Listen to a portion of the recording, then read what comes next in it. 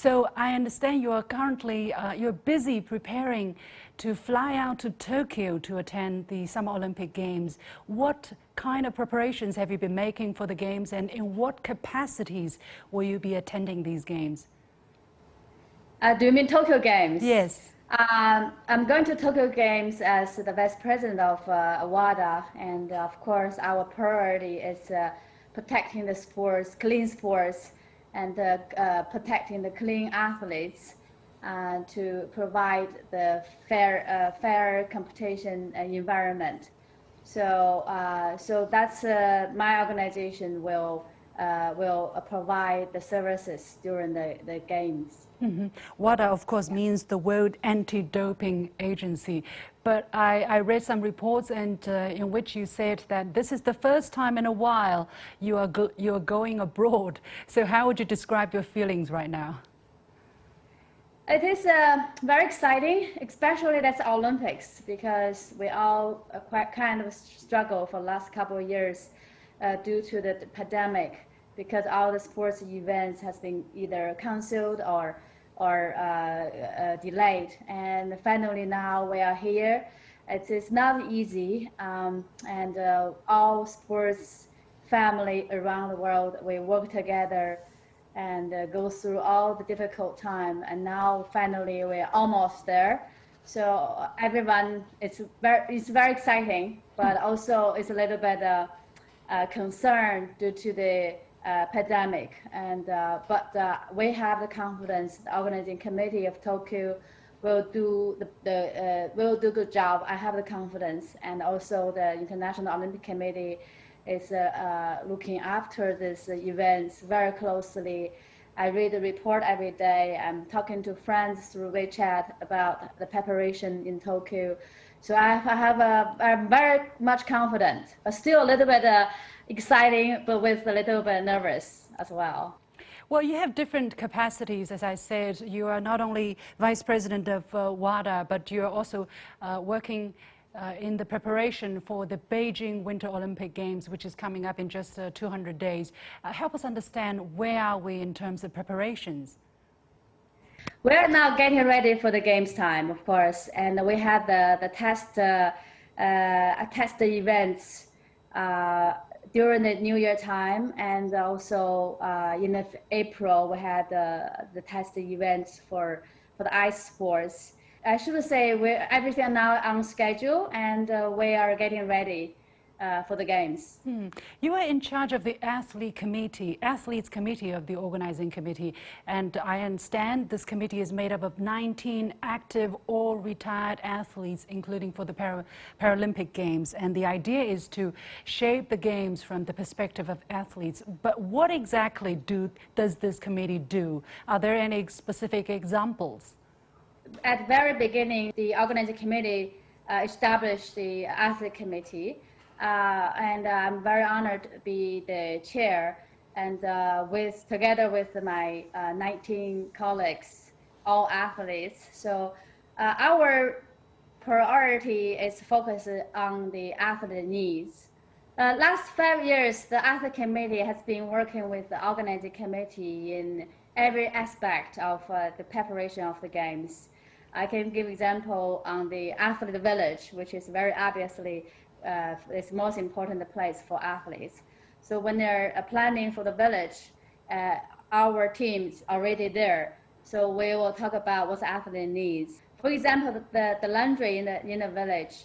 If we can use some kind of technology, not let athlete waiting there for a long time. And also the menu in the dining hall. So the village will ask as a committee what kind of menu athlete will be like. Our figure skater representative, Zhao Hongbo, who also the coach now, and he was pointing out that the operation team for figure skating events should prepare the sewing kit because in their events during the competition, sometimes the athlete may happen, the zipper, for example, is broken. And it's quite often to happen. And there are some athletes don't have a big delegation. Mm-hmm. They may only have a coach, or they may not even with that coach. So he was asking to prepare this kind of little thing for the athletes. We have another athlete from Li Nina, is from freestyle skiing, and her sports kind of quite often happened the injury, and from her experience, there usually the village for Olympics, not the Paralympic, for Olympics, they don't prepare enough wheelchair. So sometimes from her experience, one time she was in the shopping cart to go to the ceremony. So because she had injury, so she said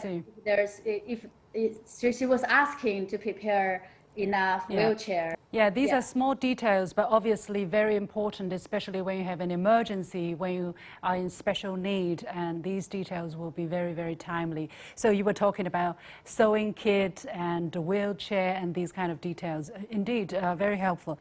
Well, right now, one of the obstacles I read from media reports for the Tokyo Games is the lack of interest at the Games. It's said to be even at a historic low.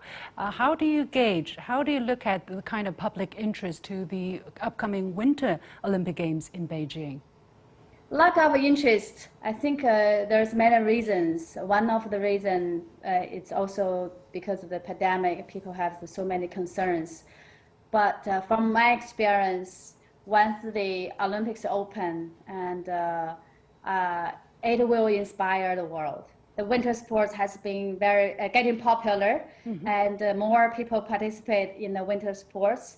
I think we have more fans than ever than before in China, and hopefully pandemics will be better. So as I said before, we will have spectators in the venue and to watch the best in the athlete from the world. I believe that after the games, we even have more winter sports participants, fans. So I'm looking forward to the games. Fingers crossed, of course. But one thing that's very, very significant for Beijing is that it will be the only city to have hosted both the Winter and the Summer Olympic Games. Looking from the perspective of the international Olympic movement, what do you think is the significance of that? First of all, I think from the legacy point of view, we have quite a few venues are transferred from summer sports to winter sports, which is also another good example for the future games host country or host city.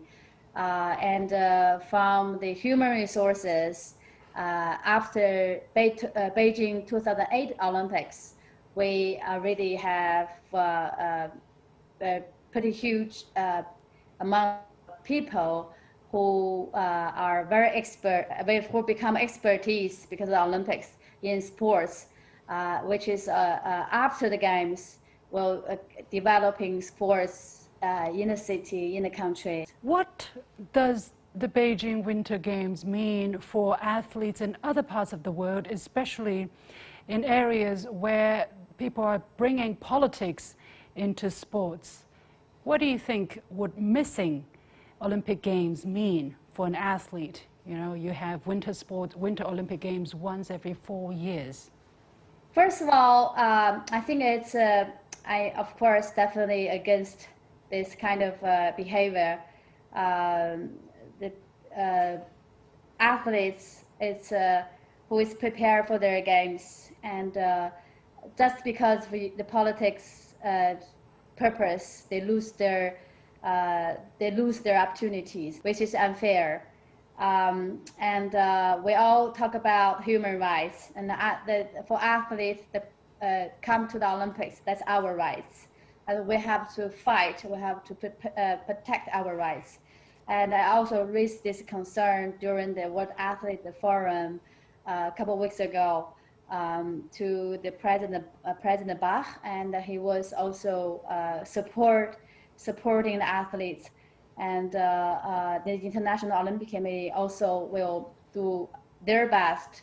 And actually, all the sports community, including IOC, IIFs, and we will fight for athlete rights and to participate in the Olympics.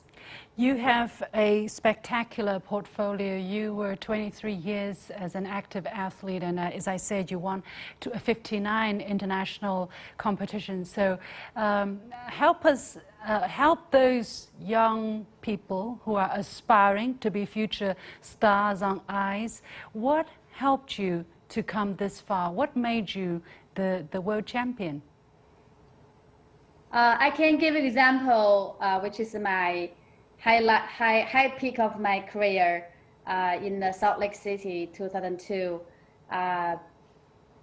with the 1500 meters, which is my best event, and I won 5 years on the row. But the result was only 4th place. I lost the event, and I also lost myself. And 2 days later, we had 500 meters.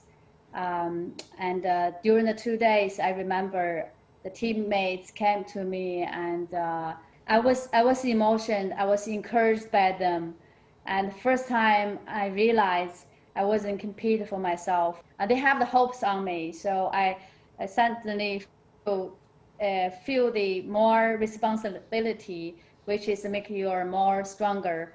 And 2 days later. 500 meters. Of course, I also learned from the 1500 meters mistakes with the technique, with the strategy, with the mental.